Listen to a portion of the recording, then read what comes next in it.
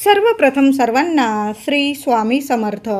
स्वामी महाराजांच्या कृपेने तुमच्या सर्व चांगल्या इच्छा पूर्ण होत ही स्वामींचरणी प्रार्थना करते आणि आजच्या व्हिडिओला सुरुवात करते. तर उद्या 3 नोव्हेंबर 2024 रविवार रोजी भाऊबीज यमद्वितीया हा सण आलेला आहे. जसा रक्षाबंधन मोठा सण, आपल्या भाऊ बहिणींच्या नात्याचा हा सण, प्रेमाच्या नात्याचा हा सण असतो.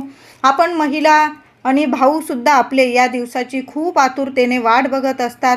कार्तिक शुद्ध द्वितीया हा दिवस यमद्वितीया म्हणून प्रसिद्ध आहे. यालाच भाऊबीज असे म्हणतात. भाऊ बहिणीच्या प्रेमाचा हा दिवस असतो. या दिवशी बहीण आपल्या भावास आपल्या घरी बोलावते, त्याला मंगल स्नान घालते, गोडधोड पदार्थ करून त्याला जेवण घालते, त्याला ओवाळते. भाऊसुद्धा तिला वस्त्र, अलंकार किंवा पैसे ओवाळणी म्हणून तिच्या ताटात घालत असतो. या दिवशी यमदेवता आपली बहीण यमुना हिच्या घरी जेवण्यास गेले होते, म्हणून या दिवसाचे स्मरण म्हणून या दिवसाला यमद्वितीया असे म्हटले जाते.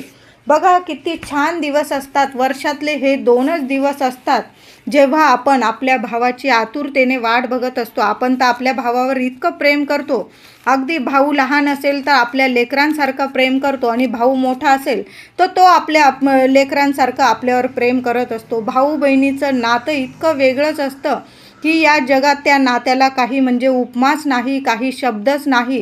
किती पण शब्द दिले तरी अपुरेच आहे. असा हा गोड नात्याचा, हा प्रेमाचा हा दिवस असतो भाऊबीज. एकदा का लक्ष्मीपूजन झाली की सगळ्या महिलांना आपल्या माहेरी जाण्याची लगबग सुरू होते. भाऊबीज म्हटलं की एकदम आनंद, उत्साह येतो किंवा भाऊ तरी आपल्याकडे येईल असा मनात आनंद निर्माण होत असतो. तर यावर्षी 3 नोव्हेंबर 2024 रविवार रोजी हा सण आलेला आहे. सुट्टीचा दिवस. अगदी आपण महिलासुद्धा भावाकडे जाऊ शकतो किंवा भाऊसुद्धा आपल्या बहिणींकडं आनंदाने हा उत्सव साजरा करण्यासाठी येऊ शकतात. तर अगदी तुम्हाला जेव्हा जमेल ना तेव्हा औक्षण करता येणार आहे. या दिवशी फक्त 2 तास आपल्याला या दिवशी भावाचं औक्षण करायचं नाही आहे. तर 3 नोव्हेंबर 2024 रविवार रोजी सायंकाळी 4 ते 6 हा राहूचा अशुभ काळ आहे. तुम्ही जर राहूचा काळ मानत असाल, हा अशुभ काळ मानत असाल महिलांनो किंवा माझे पुरुष दादा मानत असाल तर माना तुम्ही हा काळ, नाहीतर संपूर्ण दिवस हा शुभच आहे. राहू काळ हा सायंकाळी 4 ते 6 3 नोव्हेंबर 2024 रविवार रोजी सायंकाळी 4 वाजेपासून ते संध्याकाळी 6 वाजेपर्यंत हा 2 तासाचा हा राहू काळ आलेला आहे, अशुभ काळ आहे. म्हणून भावाचे औक्षण या वेळात, या काळात करू नका. तुम्ही मानत असाल राहू काळ तर हा माना राहू काळ, नाहीतर संपूर्ण दिवस शुभच आहे. सकाळपासून दुपारी 3:40 शुभ मुहूर्त आहे. नंतर संध्याकाळी 6 वाजेपासून अगदी 9-10 वाजेपर्यंत रात्रीचा हा शुभच मुहूर्त आहे. संपूर्ण दिवस उद्याचा शुभच आहे. फक्त 2 तास आपण थांबायचं आहे. या अशुभ काळात आपल्या भावाचं औक्षण करू नका. जसा आपण रक्षाबंधनला भद्रा काळ मानत असतो तसाच हा भाऊबीजेला सुद्धा 2 तासाचा राहू काळ आलेला आहे. म्हणून या काळात भावाचं औक्षण करू नका. आपण 2 दिवस असतात आपले महत्त्वाचे, आपल्या भावाचं औक्षण करतो. त्याच्या आयुष्यात सुख, समृद्धी, आनंद, ऐश्वर सर्व काही जगातले सुख आपल्या भावाला मिळो अशी आपली प्रत्येक बहिणींची हीच इच्छा असते आणि भावाची सुद्धा हीच इच्छा असते की आपल्या बहिणीचं सर्व काही चांगलंच व्हावं, तिचा सुखी संसार व्हावा, तिचे लेकरं बाळं, तिचा पती सर्व कसं चांगलंच व्हावं. म्हणून दोघांनी सुद्धा हा काळ पाळायचा आहे. तुम्हाला पाळायचा असेल तर नक्की पाळा मी म्हणेल. तर या दिवशी भावाला मंगल स्नान जरूर घाला महिलांनो. तुम्ही माहेरी गेला असेल तर तिथंसुद्धा भावाला छान उटणं लावायचं आहे, सुगंधित तेल लावा अंगाला आणि छान असं आपल्या भावाला पाटावर बसून उटणं लावून आंघोळ घालायची आहे. थोडंसं 2 तांबे पाणी तरी आपल्या भावाच्या अंगावर जरूर टाका महिलांनो. त्याचबरोबर आंघोळ झाल्यानंतर तुम्ही सकाळीच जर ओवाळत असाल तर सकाळी पण चालेल. अगदी पहाटेपासून हा शुभच काळ आहे. 3:40 दुपारी 3:40 संपूर्ण दिवस हा शुभच आहे. फक्त 4 ते 6 हा 2 तासाचा कालावधी जाऊ द्या. भावाला छान पाटावर बसवा. पाटाभोवती छोटीशी रांगोळी काढायची आहे. त्याचबरोबर तुम्ही सुद्धा आसन घेऊन बसायचं आहे भावासमोर. ताटामध्ये हळदी, कुंकू, अष्टगंध, 1 सुपारी, 1 रुपयाचं नाणं, 1 अंगठी सोन्याची किंवा काहीतरी कानातलं वगैरे काहीतरी घेतलं तुम्ही ओवाळायला तरीही चालेल. पहिल्यांदा भावाला हळदी कुंकू लावायचं आणि त्यावर थोडेसे तांदूळ चिटकवायचे आहे. थोडं कुंकू ओलं करून घेतलं तरीही चालेल, म्हणजे तिलक करताना छान तुम्हाला तिलक करता येईल. त्यावर अक्षता तुम्हाला चिटकवता येईल. भावाच्या डोक्यावर सुद्धा थोड्याशा अक्षता टाका. 1 सुपारी, नाणं आणि अंगठी एकत्र घेऊन भावावरनं 3 वेळा घड्याळाच्या दिशेने ओवाळून घ्यायचं आहे आणि मग भावाचं औक्षण करायचं आहे. औक्षण करताना तेलाचाच दिवा वापरायचा आहे. तुपाचा दिवा फक्त देवी देवतांना ओवाळताना वापरायचा आणि तेलाच्या दिव्याने मनुष्याची म्हणजे व्यक्तीची ओवाळणी करायची असते. अशा साध्या सोप्या पद्धतीने भाऊ औक्षणाला बसेल तेव्हा भावाने टोपी वगैरे जरूर घालायची आहे डोक्यावर.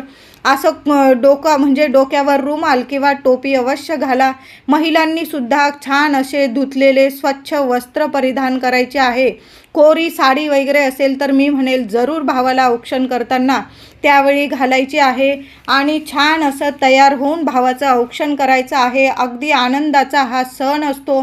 जसं रक्षाबंधन आपण आनंदाने साजरा करतो तसंच पद्धतीने आपण हा सुद्धा म्हणजे भाऊबीजसुद्धा आपण अगदी आनंदाने साजरी करत असतो. बहिणीने भावाचं औक्षण झाल्यानंतर 1 नारळ, त्या नारळाला लाल पिवळा करधोडा मिळेल तुम्हाला बाजारात. 1 करधोडा आपल्याला लाल पिवळा करधोडा त्या नारळाला गुंडाळून द्यायचा आहे. 4-5 वेढे तुम्ही त्या नारळाला गुंडाळा आणि मग तो नारळ शेंडी भावाकडं आली पाहिजे अशा पद्धतीने भावाच्या दोन्ही हात भावाला करायला सांगायचे आणि तुम्ही दोन्ही हाताने त्याच्या हातात नारळ द्यायचा आहे. हा नारळ म्हणजे प्रत्यक्ष श्री हरी विष्णू माता लक्ष्मींचं प्रतीक आहे. तुमच्या भावाच्या आयुष्यात कसलीच कमतरता राहणार नाही. भावाला सुख, शांती, समृद्धी, आनंद, आरोग्य, ऐश्वर्य, वैभव प्राप्त होईल. त्याचे लग्न, संतान म्हणजे त्याच्या ज्या इच्छा असतील ना तुम्ही त्या नारळाच्या रूपात त्याला देत आहात असा याचा अर्थ होतो. म्हणून प्रत्येक बहिणीने उद्या 1 नारळ 20-25 रुपयाचा 1 नारळ भावाच्या हातात जरूर द्या. भावाला तुम्ही काही नाही दिलं ना तरीही चालेल. फक्त 1 लहानसा धागा गुंडाळून 1 नारळ भावाच्या हातात जरूर द्यायचा आहे आणि भावाने सुद्धा बहिणीला काहीतरी छान ओवाळणी घालायची आहे. तुम्हाला खिशाला परवडेल ना, अगदी सोनं नाणं दिलं तुम्ही बहिणीला, तुम्ही जर तिला छान वस्तू गिफ्ट भेट म्हणून दिली तर तुम्हाला वर्षभर कशाला कमी पडणार नाही. कारण जो भावाकडून आपल्याला आहेर मिळतो, माहेरचा आहेर, तो बहिणीसाठी इतका प्रिय असतो की तिला जगातलं कोणी कितीही काही दिलं पण वर्षातले हे 2 दिवस जर माहेरून हा आहेर आला तिला तर तिच्या जीवनात सर्व सुखांची तिला प्राप्ती होते. ती इतकी म्हणजे मनाने आनंदी होते आणि तुम्हाला भरभरून आशीर्वाद देते की तुमच्या जीवनातले सुद्धा सर्व संकट एका क्षणात मिटून जातात. हा बहिणीचा आशीर्वाद जर तुम्हाला घ्यायचा असेल तर मी म्हणेल प्रत्येक भावाने तुम्हाला जसं जमेल ना, खिशाला परवडेल 100 रुपयाची वस्तू जमत असेल, खिशाला परवडत असेल 100 रुपयाची वस्तू बहिणीला द्या. 1000ची जमत असेल, लाखोची जमत असेल, बहिणीला जरूर द्या. उद्या तिचा हा आनंद तुम्हाला तिच्या चेहऱ्यावर दिसेल आणि तोच आनंद तुम्हाला तुमच्या जीवनात सुद्धा म्हणजे वर्षभर तुम्हाला काहीच कमी राहणार नाही. तिचा हा आशीर्वाद तुमच्या कायम पाठीशी राहील आणि कायम रक्षण करत राहील. तर नक्की भावाने बहिणीला काहीतरी ओवाळणी द्यायची आहे. छानशी साडी घेऊन द्या तिला. ती इतकी आनंदी होईल आणि भरभरून तुम्हाला सुद्धा मिळत राहील. त्याचबरोबर भावाने बहिणीचे पाय पडायचे आहे. तुमच्याकडं जर ही परंपरा असेल, आमच्याकडं आहे की मोठा भाऊ असला तरी मोठा भाऊ वहिनी आपल्या लहान नंदेचे वगैरे तिच्या लेकरा बाळांचे सुद्धा पाय पडत असते.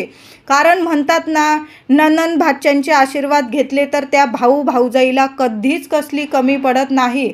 आमच्याकडं अशी परंपरा आहे, ज्याची त्याची परंपरा. तुम्ही मोठे असाल भाऊ तर बहिणीने तुमचे पाय पडले तरी चालेल, आणि बहीण मोठी असेल तर भावाने पाय पडले तरी चालेल. प्रत्येकाची परंपरा महत्त्वाची असते. पण नणंद भाच्यांचे आशीर्वाद जीवनात सर्व सुख शांती मिळवून देतात. म्हणून नणंद भाच्यांना कधीच आपल्याला दूर करायचं नाही आहे, कधीच त्यांना हे करायचं नाही आहे. त्यांना नेहमी अगदी आनंदात ठेवा. बघा, तुम्हाला भरभरून देव देत राहील. तर उद्या यमद्वितीयासुद्धा आहे. महिलांनो, भावाचं औक्षण करून झाल्यानंतर तुम्ही जरी माहेरी गेला असेल किंवा भाऊ तुमच्याकडं आला असेल आणि खूप धावपळ असेल तर काय करायचं आहे, यमद्वितीया आहे उद्या. भावाला ओवाळण्यासाठी सुद्धा तुम्हाला कणकेच्याच दिव्याचा वापर करायचा आहे. 2 मुटके तयार करून घ्या. 1 कणकेचा दिवा तयार करून घ्यायचा आहे. त्याच्याबरोबर पुन्हा तुम्हाला 1 दिवा तयार करायचा आहे. तुम्ही पीठ भिजवताना एकत्र पीठ भिजवलं तरीही चालेल. औक्षणाच्या दिव्याचं पण पीठ आणि यमद्वितीयेचा आता मी तुम्हाला 1 दिवा सांगणार आहे, तो आपल्या भावासाठीच लावायचा आहे आपल्याला. तर पीठ मळून घ्यायचं आहे. तुम्हाला कणिक मळताना चिमूटभर हळद टाकून घ्यायचं आहे. मीठ वगैरे टाकू नका. तर असे 2 दिवे तयार करायचे आणि दोन्ही दिव्यांशेजारी तुम्हाला 2-2 मुटके तयार करायचे आहे. कळलं असेल माझ्या सर्व मैत्रिणींना. भावाला ओवाळण्यासाठी 1 कणकेचा दिवा, कणकेच्या दिव्याशेजारी 2 मुटके आणि यमद्वितीयेचा आता मी तुम्हाला 1 दिवा लावायला सांगणार आहे. तो दिवा बनवायचा आणि त्याच्या शेजारी सुद्धा तुम्हाला 2 मुटके बनवायचे आहे. तर आपण हे मुटके तसेच ठेवून देतो दिव्याबरोबर. तर तसं करू नका. दोन्ही मुटके हातात घ्यायचे आणि भावावरून जसं आपण सोनं सुपारी ओवाळून टाकतो 3 वेळा, तसेच हे मुटके सुद्धा 3 वेळा भावावरून उतरवून घ्यायचे, ओवाळून घ्यायचे. पुन्हा त्या दिव्या शेजारी ठेवून द्यायचे आणि मग भावाचं औक्षण करायचं असतं. ही जुनी परंपरा आहे. मुटके तसेच ठेवून देऊ नका. नुसते केले आपण आणि त्याचा वापर करायचा नाही असं नाही. त्या मुटक्यांनी सुद्धा आपल्या भावाला ओवाळलं तर भाऊ खूप सुखी आणि समृद्धी होतो. त्याच्या जीवनात त्याच्या प्रत्येक इच्छा पूर्ण होतात. जे काही अकाली संकट असतं तर ते संकटांसुद्धा त्याचा बचाव होतो. यमदेवता म्हणजे यमदेवतांना सुद्धा आपल्याला आता 1 दिवा लावायचा आहे. भाऊबीज आहे. तर काय करायचं, रात्री 8:21 ते रात्री 11:34 1 कणकेचा दिवा, शेजारी 2 मुटके, त्यात 1 दुहेरी वाट ठेवायची. तिळाचं किंवा मोहरीचं तुमच्याकडं जे तेल असेल ते घ्यायचं. एका ताटलीत हा दिवा ठेवायचा किंवा एखाद्या कागदावर पानावर ठेवला तरीही चालेल. आणि तो दिवा प्रज्वलित करताना घराबाहेर जायचं आहे. जसं आपण हा दिवा लावलेला धनत्रयोदशीला यमदीपदान केलेलं, अगदी तशाच पद्धतीने हा दिवा घेऊन बाहेर जायचं घराबाहेर. आणि तो दिवा आपल्याला दक्षिण दिशेकडं तोंड करून लावायचा आहे. आणि तो दिवा प्रज्वलित करताना यमदेवांना प्रार्थना करायची आहे की माझ्या भावावर कसलंही संकट यायला नको, अपमृत्यू अकाली संकट कधी यायला नको. सर्व संकटे टळून जाऊ दे आणि माझा भाऊ सुखी समृद्धी होऊ दे. त्याची प्रत्येक मनातील इच्छा पूर्ण होऊ दे. आजचा दिवस यमद्वितीया आहे. यमुना म्हणजे यमदेवांची बहीण यमुना, तशीच मी सुद्धा तुमची बहीण आहे. माझ्या भावाचं कायम रक्षण होऊ द्या असं बोलून तुम्हाला तो दिवा यमदेवांच्या म्हणजे दक्षिण दिशेकडं भावासाठी लावायचा आहे आणि घरात यायचा आहे. तो दिवा विझल्यानंतर घरात घेऊ नका. तो दिवा कुठंतरी विसर्जनात टाकून द्यायचा आहे किंवा एखादं झाड असेल तुमच्या घराजवळ तर त्या झाडाच्या मुळाशी टाकून दिला.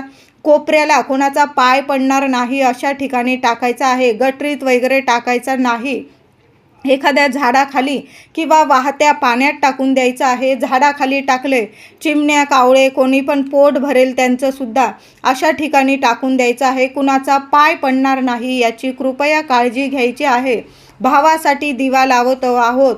जसा आपण यमदीप दान केलं होतं धनत्रयोदशीला, अगदी तशाच पद्धतीने भावासाठी सुद्धा तुम्ही लावत असाल तर लावा. परंपरा नसेल तुमची तर मी म्हणेल चुकून सुद्धा असा दिवा मग लावू नका. तुम्हाला लावायचा असेल भावाच्या रक्षणासाठी एक दिवा, तर नक्की दक्षिण दिशेकडं तोंड करून कणकेचा एक दिवा नक्की लावा. तेल टाकायचं आहे, दुहेरी वाट टाका.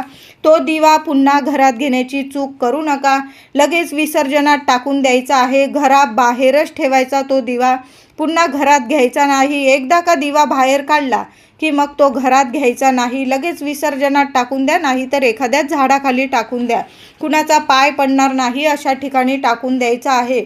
उद्या तुम्हाला जमेल तर तुम्ही भावाकडे जायचं आहे. भावाला जमलं, आजकाल प्रत्येकजण म्हणजे प्रत्येकाचा मनाचा आणि आपण कामात वगैरे असतो.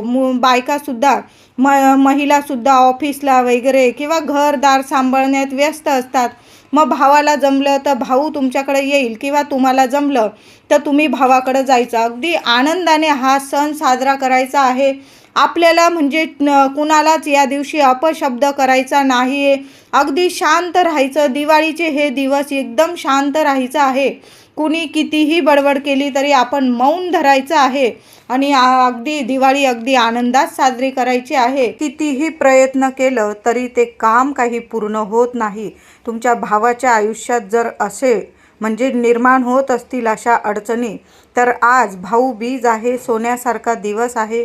प्रत्येक बहिणीने आपल्या भावावरून अगदी रात्रीच्या 11-12 वाजेपर्यंत ही एक वस्तू ओवाळून टाकायची आहे. आता मुलं लहान आहे, तुमचे बहीण लहान आहे, तर भावावरून तिला ही वस्तू ओवाळता येणार नाही. हा उपाय तिला करता येणार नाही. मग हा उपाय आईने केला, आपल्या मुलावरून वस्तू ओवाळून टाकली तरीही चालेल. मुलाच्या किंवा भावाच्या आयुष्यात जी संकट असतील, पीडा असेल, अडचणी असतील, काही नजरबाधा लागलेली असेल, काही बाधा असेल बाहेरची, ती संपूर्णपणे एका क्षणात, एका मिनिटात नष्ट होईल आणि भावाची भरभरून प्रगती होईल. अगदी तुम्हाला हवी ना तशी भावाची प्रगती होईल. लग्न, संतान, नोकरी, प्रमोशन, पगारवाढ, त्याला विदेशात जाऊन त्याला शिक्षण घ्यायचं असेल, नोकरी करायची असेल, प्रत्येक इच्छा पूर्ण करणारा हा उपाय आहे. तर आज भाऊबीज आहे.